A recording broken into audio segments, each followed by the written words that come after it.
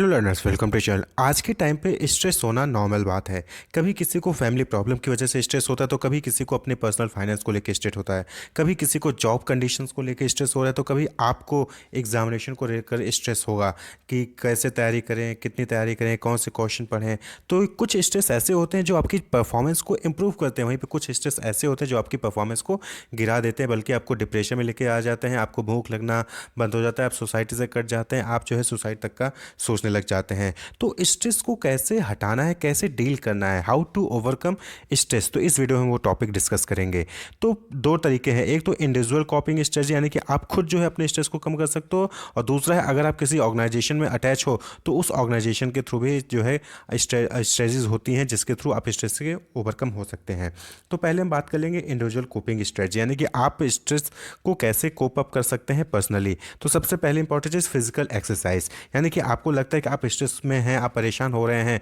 तो आप जो है वॉक करिए, जॉगिंग जाइए, स्विमिंग करिए, प्लेइंग करिए, दोस्तों के साथ खेलिए, क्रिकेट मैच या फुटबॉल कुछ भी खेलने चले जाइए, तो फिजिकल एक्सरसाइज करिए। दूसरा तरीका है रिलैक्सेशन। आपको लगातार काम करते करते थक गए हैं, ऑर्गेनाइजेशन से जुड़े हुए हैं, लगातार काम करते थक गए हैं, वही सेम 9 to 6 की ऑफिस जॉब आप कर रहे हैं, तो फिर आप जो है रिलैक्स करिए, मेडिटेशन करिए, पिकनिक चले जाइए, हॉलीडेज़ पे चले जाइए, तो इसके थ्रू जो है रिलैक्सेशन करिए आप। ये भी एक तरीका है स्ट्रेस को कम करने का। दूसरा है तीसरा, वर्क होम ट्रांजिशन, यानी कि ये टेक्निक क्या है कि जब आप वर्किंग आवर में हैं तो जैसे ही घर जाने का टाइम होता है तो उसके 1 घंटे पहले, वर्किंग आवर में ही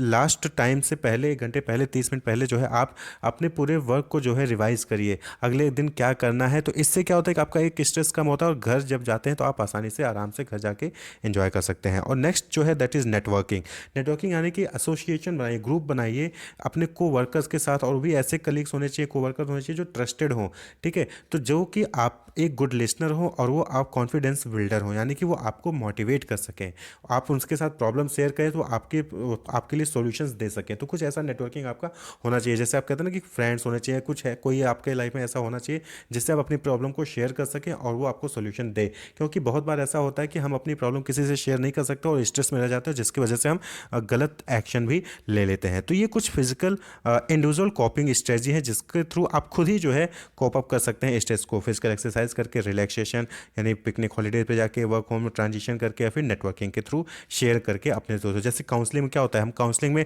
काउंसलर के पास जाते हैं, साइकोलॉजिस्ट के पास जाते हैं और उनसे हम अपनी प्रॉब्लम बताते हैं, वो हमारे सॉल्यूशंस बताते हैं। तो दैट इज समथिंग नेटवर्किंग, जहाँ पे हम अपने फ्रेंड्स, एक ऐसा सर्कल डेवलप करते हैं, एक ऐसा नेटवर्क डेवलप करते हैं जहाँ पे हम अपनी प्रॉब्लम को शेयर करके उसका सोल्यूशन पा सकते हैं। और दूसरा तरीका है that is organisational coping strategy, यानी कि अगर आप किसी ऑर्गेनाइजेशन में जॉब कर रहे हैं तो वहाँ पे भी कुछ स्ट्रेटजी जो है ऑर्गेनाइजेशन अपनी तरफ से कर सकती है, जिसके थ्रू अपने एम्प्लॉयज़ की स्ट्रेस को कम कर सकती है। जैसे सपोर्टिव ऑर्गेनाइजेशनल क्लाइमेट, यानी कि लीडरशिप वहाँ पे चेंज करके, यानी कि जो आपके मैनेजमेंट में है, मैनेजर लीडरशिप है, या फिर मैनेजमेंट में टॉप लेवल पे है, वो एम्प्लॉयज़ के साथ सही तरीके से सही लीड करें। या फिर जॉब इनरिचमेंट है, यानी कि बहुत बार ऐसा होता है कि ऑटोनोमस और मोनोटोनस और डिस इंटरेस्टिंग जॉब करते करते एम्प्लॉय जो है परेशान हो जाता है कि डेली वही काम करना है, तो ये भी एक स्ट्रेस लेवल होता है, तो जिसकी वजह से उसकी परफॉर्मेंस गिर जाती है। तो वहाँ पे आपको जॉब इनरिचमेंट वाली चीज़ें ऑर्गेनाइजेशन को करनी होती है, जैसे कि रिकॉग्निशन, जॉब में रिकॉग्निशन इंप्रूव करे, अपॉर्चुनिटी दे एम्प्लॉय को कि वो अचीव कर सकता है, कुछ एडवांसमेंट अपने लिए कर सकता है। तो इससे क्या होता है कि जॉब में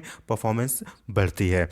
नेक्स्ट है ऑर्गेनाइजेशनल रोल क्लैरिटी, यानी कि बहुत बार ऐसा भी होता है कि हमें अपने डाउनवर्ड कम्युनिकेशन, अपवर्ड कम्युनिकेशन, हमें अपने रोल के बारे में कुछ नहीं पता होता है, तो इसको भी क्लियर करना चाहिए ऑर्गेनाइजेशन को, क्योंकि ये भी क्या है, स्ट्रेस क्रिएट करता है एम्प्लॉय के अंदर। तो ये भी एक तरीका है जिसके थ्रू जो है आप स्ट्रेस को कम कर सकते हैं एम्प्लॉय के। नेक्स्ट है career planning and counselling. Career planning यानी कि कई बार क्या होता है कि हम गलत हमारे अंदर हमारा इंटरेस्ट कुछ और होता है, हमारा कैलिबर कुछ और होता है, लेकिन हम कहीं गलत जगह पे, गलत प्रोफेशन पे जॉब कर रहे होते हैं, तो इसकी वजह से भी हमें स्ट्रेस होता है। हमारी नॉलेज दूसरे फील्ड में, हम जॉब कहीं और कर रहे हैं, या फिर हमारा एजुकेशन लेवल दूसरा है लेकिन हम उससे कम लेवल वाले लेवल पे जॉब कर रहे हैं, तो इसकी वजह से भी जो है हमें प्रॉब्लम होती है, स्ट्रेस होता है। तो इसके लिए आप करियर प्लानिंग का जो है ऑर्गेनाइजेशन जो है प्लान कर सकती है, काउंसलिंग, काउंसलर्स बुलवा ले या साइकोलॉजिस्ट बुलवाकर जो है आपकी प्रॉब्लम को शेयर कर सकती हैं। और लास्ट है स्ट्रेस कंट्रोल वर्कशॉप, यानी कि ऑर्गेनाइजेशन जो है एक वर्कशॉप डिफरेंट डिफरेंट जो है पीरियडिकली महीने 2 महीने में करवा सकती है, जहाँ पे वर्कशॉप में जो प्रॉब्लम्स होती हैं जनरल, जिसकी वजह से स्ट्रेस होता है, उसके इसके ऊपर टॉपिक डिस्कस करके जो है उसके सॉल्यूशंस बताए जा सकते हैं, जैसे कि पर्सनल फाइनेंस को कैसे मैनेज करना है, फैमिली प्रॉब्लम से कैसे डील करना है, हेल्थ प्रॉब्लम हो गई तो उसको कैसे डील करना है, या फिर कोई दूसरा प्रॉब्लम है प्रोफेशन को लेकर, पर्सनल या फिर फैमिली बिजनेस को लेकर, तो उससे रिलेटेड जो है यहाँ पे स्ट्रेस कंट्रोल वर्कशॉप में सॉल्यूशंस दिए जा सकते हैं। तो ये कुछ टेक्निक्स थे जिसके थ्रू जो है आप स्ट्रेस से ओवरकम हो सकते हैं। देखिए स्ट्रेस, अगर आप सही तरीके से पॉजिटिव तरीके से स्ट्रेस को देखें तो आप जो है वो परफॉर्मेंस आपकी इंप्रूव कर सकती है, लेकिन अगर आपने उसको नेगेटिव तरीके से डील किया तो वो आपकी जान ले सकती है। तो स्ट्रेस को ध्यान से सही तरीके से समझना चाहिए, उसको डील करना चाहिए। Wish you all the best, keep watching.